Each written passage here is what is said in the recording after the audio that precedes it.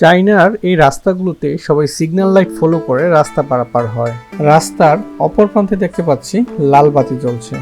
যখনই সিগন্যালে সবুজ বাতি জ্বলবে তখনই আমরা রাস্তা পার হব।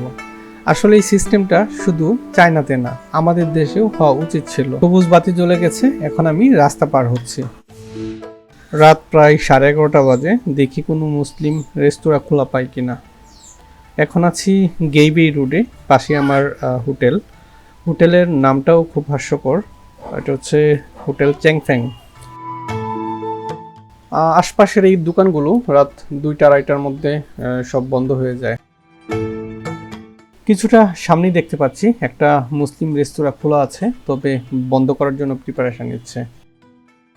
রেস্তোরাঁটি হাজব্যান্ড ওয়াইফ দম্পতি এবং ওনাদের এক মেয়ে, 3জন মিলে চালায়, বাট বেশ ভালোই সার্ভিস দেয়।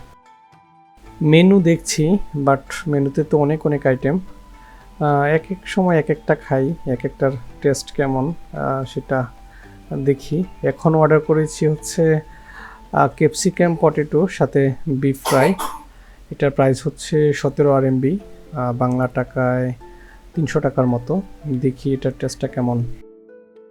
আমার কাছে বেশ ভালোই লেগেছে, কিন্তু সাথে থাকা স্যুপের মতো যে পানিটা, এটার টেস্টটা ছিল খুবই জঘন্য।